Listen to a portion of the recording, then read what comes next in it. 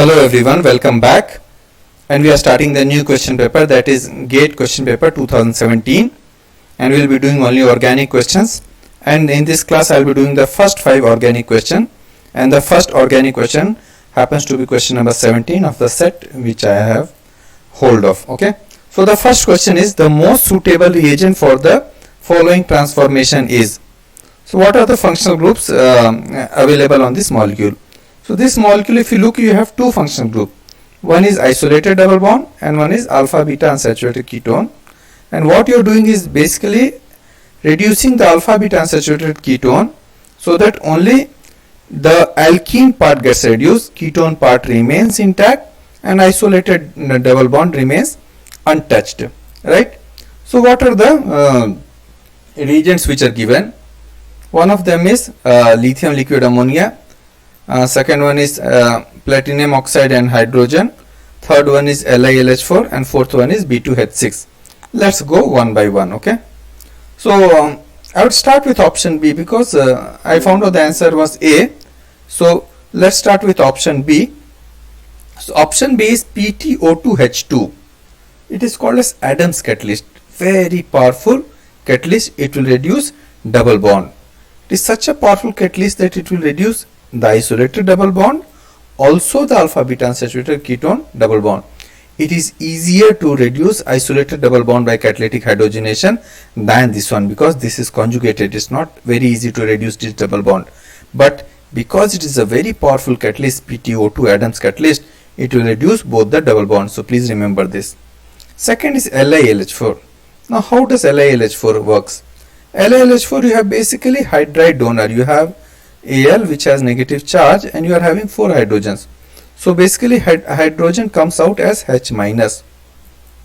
Okay, so hydrogen will come out as H minus. So it will reduce wherever, it will go and attack wherever most positive charge is there. So and LiLH4, you know, it's like NaBH4 is a mild reducing agent and LiLH4 is the most powerful reducing agent. So it will not be able to touch this isolated double bond because there is no positive polarity here, whereas here two positive polarities are there. One is straight away, because oxygen is there, oxygen pulls the electron, so it pulls the electrons, so oxygen has negative and carbon has positive, so one attack can happen here.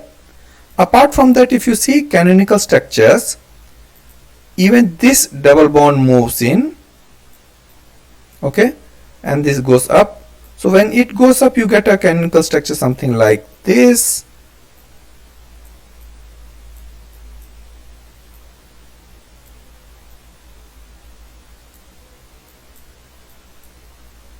Okay, so you get positive charge and positive charge here on this carbon. So this carbon has quite a lot of positive polarity, and so LH4 attacks here also, and therefore it will reduces this double bond also and reduces ketone group to alcohol. Let's go into the option D. Option D is B2H6. Now B2H6, you know, it reduces carboxylic acid, it reduces amide, does not touch aldehyde, does not touch esters, does not touch ketone. And alkene, you know, it undergoes what is called as oxidative, it's called a hydroboration oxidation. So basically if you have to add B2H6 followed by H2O2 NaOH for alcohol to alkene to become alcohol, but here there is no such reagent. What they have given is just B2H6, so it will just get added in syn fashion. One place hydrogen will get added and one place B2H6 will get added, but after that no further reaction will happen across the double bond. So obviously option is option number A. Why option number A? Option number A because this is called as Birch reduction. Okay, now in this Birch reduction it goes by radical mechanism. So first it will give one electron, that electron will break the double bond, and then because oxygen stabilizes negative charge much better than any other carbon, and therefore reaction happens happily on this carbon, and then you will see that reduction happens at only this double bond, alpha beta unsaturated ketone double bond, and does not even touch here, and this part comes back as it was in the beginning. So how it happens is this bond cleaves and you get negative charge, electron comes here and one electron goes here, that electron takes the electron and you get a negative charge here. And then because oxygen is stabilizing negative charge better than carbon, and then this comes here, you get a double bond here, you get another electron. Another electron comes from the same Na lithium, that electron comes and you get a negative charge here, and that takes proton from the solvent. Basically this takes from the solvent is liquid ammonia, and you get negative charge here. This comes down, takes back proton, and therefore if you want to reduce only double bond of the alpha beta unsaturated ketone, you want to reduce only the carbon carbon double bond of alpha beta unsaturated ketone, Birch reduction is the thing. Okay, let's move. Next question says the major product M and N formed in the following reactions are. Now this question was only of 1 mark and it was very confusing. If you get some question, if you don't know, please leave it. Don't try stunts unless you have seen such molecule reaction before. Don't try because it's tough. Let us see. First thought what comes to our mind is pyridine basically withdraws the electron and therefore deactivates ring for electrophilic substitution. What thought comes first is this will go here, this will come here, and this will come here. So probably it will be undergoing nucleophilic substitution, so electrophilic substitution on the benzene ring. But it's not like that. What happens is, because you are adding sodium hydroxide also, so because you are adding sodium hydroxide, it will pull away this proton. You get a negative charge on this carbon, and that negative charge comes here, and this comes here and attacks the electrophilic center. Now C double bond O is very stable, and therefore this reaction is favored, though aromaticity is lost, and therefore this reaction looks very unlikely. I looked quite a bit for this reaction and I found it in Claydon. So yeah, you have to look into books. If you have seen such examples, then only do, otherwise leave it. You get a negative charge on this nitrogen, and then that nitrogen goes and attacks carbon, CH3. This is very simple. Hymen, as you know, is excellent leaving group, and you get this product. So aromaticity is lost here and CH3 gets added. Next is very simple. You are adding CH2N2. Now CH2N2, you know, is diazomethane. It is methylating agent. So if you have carboxylic acid, it will make into methyl ester. If you have alcohol, it makes into methyl ether. Same thing here, because OH is there. It's a phenolic group, so it will become OCH3. So CH2 gets added with this H and it becomes CH3. It's a very powerful methylating agent, and CH2N2 we can prepare in lab also. We can also get commercially. It's commercially available. So yeah, this is the reaction. You have pyridine 2-ol. You react with diazomethane. Diazomethane takes away proton. You get negative charge on carbon, on the oxygen. Then this oxygen attacks CH3. You know, N2 is the most wonderful, excellent leaving group because it is very stable. It goes out as nitrogen. N2 has triple bond, very stable, and that's how this reaction happens. So second part was very easy. So let us look, if you have only second part, how many of us will be able to guess. So N, this one is right, and this one is also right. This is definitely not right. This is also not right. So now you have doubt between this and this. So it was confusing, you know. This also looks very quite possible reaction, right? Okay, let's move to the next question. The next question is very simple. 13C NMR spectrum of acetone D6.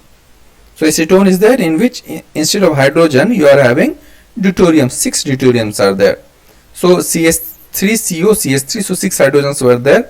All the 6 hydrogens are replaced with 6 deuterium, and has the signal at 30 ppm as a septate of in the intensity ratio they are asking. So basically, if you see acetone, no, so this D3 is there. D3 we'll talk about later. If you see carbon 13 NMR, this will come around 30, as they have already told. This one will come around 200. It's not just because it is deshielded because of this oxygen. Oxygen is pulling electron, so of course it will be deshielded. So if it was 30, it should come around maximum 100. But why 200? 200 because there is what is called as anisotropic effect. They have their own magnetic field which is against the ring current of the NMR, and therefore it comes at very high value. So that's what it is, and what we are interested in this. So now you know when proton is there or deuterium is there, they will split. Now this CD3 and this CD3 are identical. So just that peak will be, intensity will be more, it will be double the intensity because of 6 hydrogens, but they will come as single peak. So we have to consider what will be the cleavage, what will be the splitting pattern rather, when we are considering only CD3. It's not like you have to consider 6 deuterium atom are cleaving it, no, or splitting it, no. It is 3 deuterium atom which is splitting the peak of carbon, and these both are in identical chemically identical environment, and they will give identical peaks. So they will just add up in the intensity, right? So now splitting pattern is determined by the formula what is called as 2NL plus 1. Okay, for deuterium L is equal to 1. For hydrogen L is equal to half. Remember this. For hydrogen L is equal to half. For deuterium L is equal to 1. So when L is equal to 1, so it becomes 2 into 3. 3 is number of atoms. So number of deuterium atoms are 3. L is 1 and plus 1. It was simple acetone, then it would have split into 4 peaks. Now because of deuterium it is splitting into 7 peaks. If it was normal acetone, please remember this, I will show you also.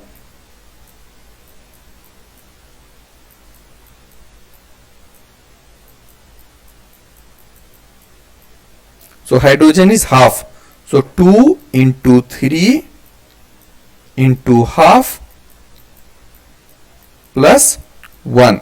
So 2 gets cancelled. So 3 plus 1, that is 4. So we know when it is hydrogen it is N plus 1. So it would have split into a quartet, but now it is splitting into septet because L value of deuterium is 1. That's what is interesting. After that, very simple, you know, it follows that Pascal's triangle. So singlet, if it has intensity of 1, doublet will have 1 1, and then triplet you will just add up. So this 1 you write here, you add up here, 1 plus 1 is 2, and you write 1 here. Intensity ratio of the various peaks, and again here 1, 2 plus 1 3, 2 plus 1 3, and then 1. Similarly here 1, 3 plus 1 4, 3 plus 3 6, 3 plus 1 4, and 1. Like that you do, you can see here. So finally it is 1, 1 plus 5 6, 5 plus 10 15, 10 plus 10 20, 5 plus 10 15, 5 plus 1 6, and 1. So septet will have the ratio of 1 is to 6 is to 15 is to 20 is to 15 is to 6 is to 1. So the option is A. Next question. The major product formed in the following reaction. Now this is very simple question. You are having sodium methoxide. So you know sodium methoxide is a very powerful base, and you are having this molecule and you are having this molecule, right? So whenever question comes, look at the molecule very very carefully. What all the functional groups, what are the things you can make out reactive parts. So this molecule is nothing but pretty much like alpha beta unsaturated ketone. Only difference, instead of ketone it is an ester. So this double bond is there. So if any soft nucleophile is there, soft nucleophile will attack here. If it is hard nucleophile will attack here. It's as simple as that. And here what happens? This one is methyl acetoacetate. So this carbon has 2 hydrogens, and the hydrogen here is acidic. Actually both of the hydrogens are acidic, but you cannot remove both of them in one step. You have to remove in 2 different steps, because carbon cannot stabilize 2 negative charges in one step, okay, because carbon is very small. So if you put a strong base, it will remove this proton, you get a negative charge here, and that negative charge is stabilized by this here, by conjugation through this double bond, also stabilizes through this double bond of the ester, and therefore this proton is much more acidic than normal ketone alpha carbon's proton acidity, okay. So this is quite acidic, and this is a base, so it is very clear what will happen. So you remove proton by this base and you get a negative charge on this carbon. You can show the conjugation. This comes here, this comes here, you get a negative charge, then you put it here, this comes here, and then you can come here. Basically the negative charge is on carbon. Now this will not react, this chemical structure will not react, this will react. Why? Because negative charge on carbon is more nucleophilic. Oxygen negative charge, not much nucleophilic. Why? Oxygen electronegative, it holds its electron close to itself. Carbon does not. Carbon has big lobe, so it will go and attack. Now again, carbon has big lobe, so it is easy to polarize, so it is soft nucleophile. So again, in alpha beta unsaturated ketone, it will go and attack the soft electrophile. So as I said before, this center is soft electrophile and this one is hard. Why this is soft and why this is hard? Because here oxygen is there. Oxygen pulls electron. So when oxygen pulls electron, so it pulls the lobe also. So its lobe becomes smaller, hard to polarize. Whereas this lobe is much bigger because it is attached to carbon. So therefore easy to polarize. So it is soft. So this will go and attack here. This will come here. You get a negative charge on oxygen. Then this goes back, pulls up, and you get proton. So it's a simple addition reaction here, and you get this product. And therefore the answer is D. This was a very simple question. Yeah. Let's move to next question. The major product obtained in the following reaction is. Now this looks very interesting molecule. Looks like somebody is dancing. So these are the two legs and these are the hands. Kind of stuff. Okay.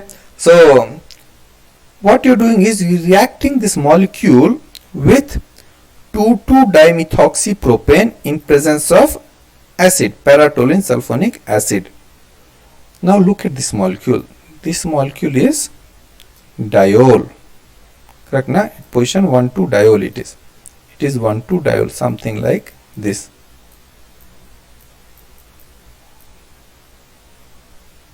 It is not 1,2 diol, it is 1,3 diol, but yeah, it is diol. Sorry, it is not 1,2 because it is 1,2. So it is 1, 2 and 3, 1,3 diol.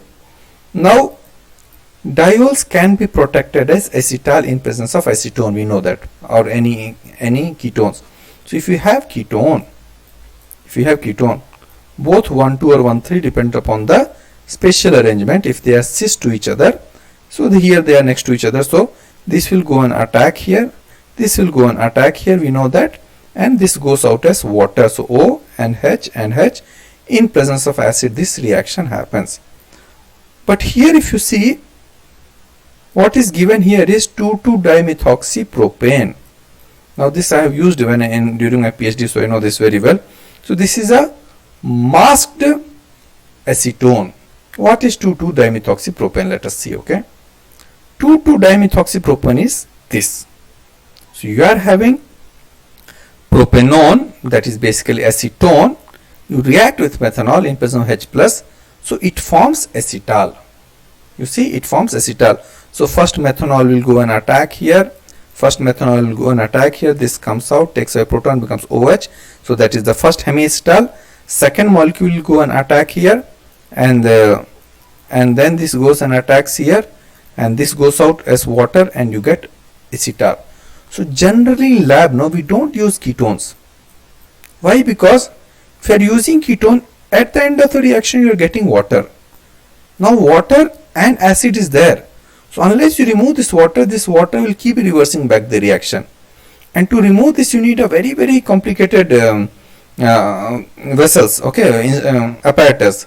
And therefore what generally is done is, we will use something, these masked aldehydes or ketones. Why? Because once this is formed, they will have very high boiling point. Then what you do is, you do the reaction in the rotary evaporator. So you keep rotating it so that temperature is around 60 degrees. Your reaction will keep happening, and this one is not volatile. If it was normal acetone, it will evaporate off. You don't want reactant to go, you want only water to go. So when you keep rotating, this will remain in the reaction vessel because they will be solid, and your reactant and the water whichever is formed keeps going out from the rotary evaporator, because water very little amount is formed. So that 60 degrees temperature with the vacuum pump, that's good enough to remove completely all the water, and the reaction will go ahead. So basically you understand, when they are saying 2,2-dimethoxypropane, they are basically saying they are giving you propanone, which is masked. Okay, so now you are having this one, and para-toluene sulfonic acid is there, so it goes and takes proton, it becomes like that. And this step is very important. This lone pair comes in, this goes out, and you get this molecule. This intermediate is very important. Generally what happens, you will start thinking because OH is there, so next molecule go and attack and this will go out. No, that is like a blasphemy in organic chemistry. You cannot attack intermolecularly when intramolecular attack is possible, and therefore this oxygen goes and attacks here, this comes out and you're getting this, and then intermolecular attack happens, this one will go attack, here comes methanol, then again this will pick up proton, and then again intermolecular this step is again there. Okay, I was doing blasphemy. Because intramolecular attack is possible, this will again get inside, this methanol is lost, same like acetal, and you're getting this part, and then this alcohol goes and attacks here, this comes back and you're getting this protection, acetal protection of your diol. So the answer was B. That's it for today. Thank you very much.